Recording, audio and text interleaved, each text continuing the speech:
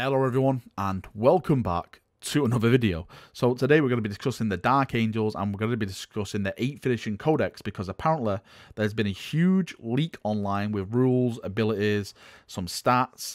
Probably the biggest thing which has come with this is that the Lion L. Jonson now has rules. So that confirms that the Lion L. Jonson is going to be coming back if this is true. Again, please take this with as much salt as you can probably carry. This is coming off Fayette, but he's reposting this off a Facebook group called the Inner Circle. So please be aware that nothing is confirmed at this time. But if you want to go and read it all for yourself, the link is in the description below the video, like always. So let's jump in and let's look at what we have in front of us. So in the previous video I did, it was confirmed that the Blood Angels and Dark Angels are definitely got to be the next books. Now we got a little bit more information on this. It says here, according to the leaks, that the pre-orders are going up on the 2nd of December and it's going to be available on the 9th of December. That's when it's definitely coming out. So pre-orders on the 2nd and available on the 9th of December. So not that long, just a little over a month away now, and the Dark Angel players will have their book in their hands. I don't know if the Blood Angels are going to come before that or at the same time, but according to this, it's pre-orders on the 2nd of December and available on the 9th of December. Okay, so let's start looking at some of the abilities which have been leaked online. So I'm directly reading it from the leaked source. So the first one is titled Inner Circle, and it says here, this unit automatically passes morale checks. In addition, it may re-roll hit rolls against Heretic Astartes and all to hit and to wound rolls against Fallen in the fight phase. The next one is Raven Wing. It says if this unit moves, it gains a +6 invulnerable save to all shooting attacks. If it advances, it gains a 5+ invulnerable save to all shooting attacks. The next one is Grim Resolve. All unforgiving units may overwatch on a 5+ and will only lose one model to a failed morale test. And joining that, we have the stratagems as well. So we've got Fury of the First. This is 2 command points, and it says use this stratagem in your shooting phase. All plasma weapons may use the supercharged weapon template, but ignore any mortal wounds that may be caused by a roll of 1. That sounds very cool. The next one is Repent, for tomorrow you die. This is 1 command point, and it is an Unforgiven stratagem. So it says use this stratagem before Overwatch. The Unforgiven unit may fire Overwatch at full ballistic skill. That seems pretty nice. The next one is Teleport Homer, Unforgiven stratagem. This is 2 command points. Play at the beginning of your turn. Any Deathwing unit may deep strike from the reserve within 9 inches of the enemy unit, as long as it's within 6 inches of a Raven Wing unit. Again, another pretty awesome one. Again, these seem, I don't know if they seem too good to be true, but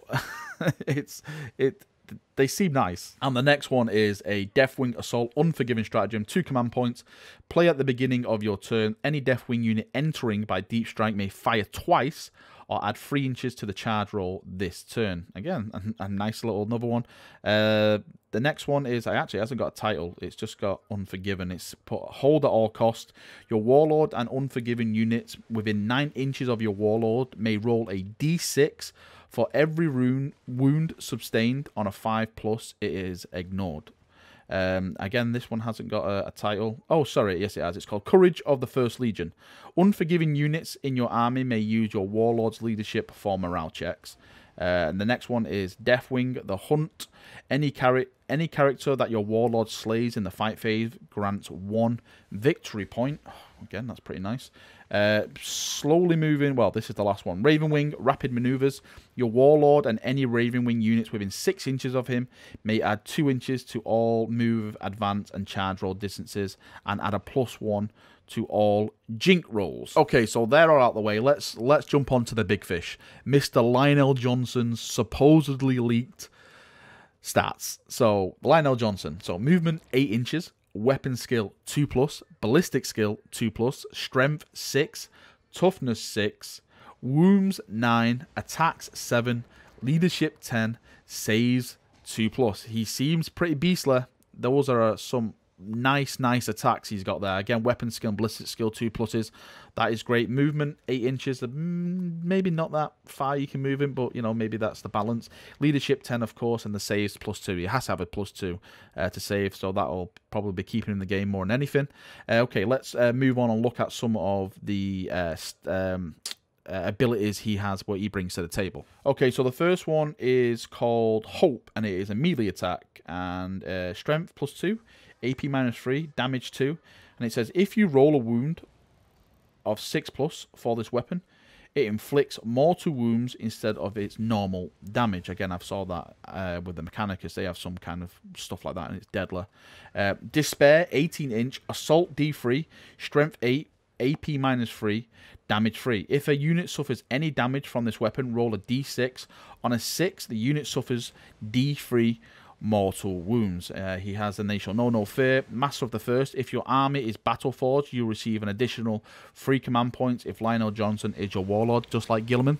So that is a nice 3 extra command points. Command points are really good. I've been playing 8th edition. I'm still a noob at it, but I've learned that as the more command points you have, the more damage you can inflict, because you can use your command points to reroll, you can use your command points to upgrade and all of them. So the more command points you can bring, the better. Swiftly moving on to the next one, we have Armor of the Order. Lionel Jonson has a 3+ invulnerable save.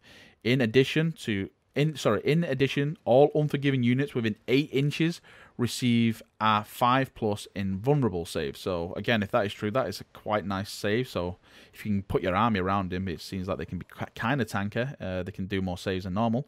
Blade Master, for every unsaved wound Lionel Jonson causes in a fight phase, he can immediately make an additional attack. This ability can only be used once per fight phase.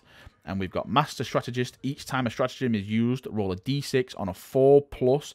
The command points for this stratagem are not spent. That sounds incredible. If this is true, that is, I'd probably be taking him over Gilliman, because, like I said, command points are king in this game.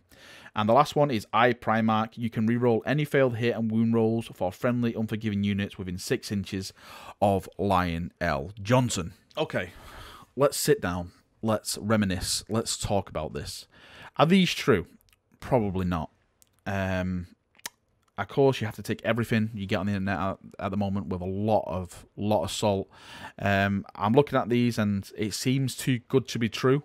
I know that one person says if you ever want to see if a Dark Angel rumors are false, just look for the plasma rules, and if they're ridiculous, then it's normally because it's just Dark Angel fanboys, and I've lived by that ever since. But who knows? This might be true.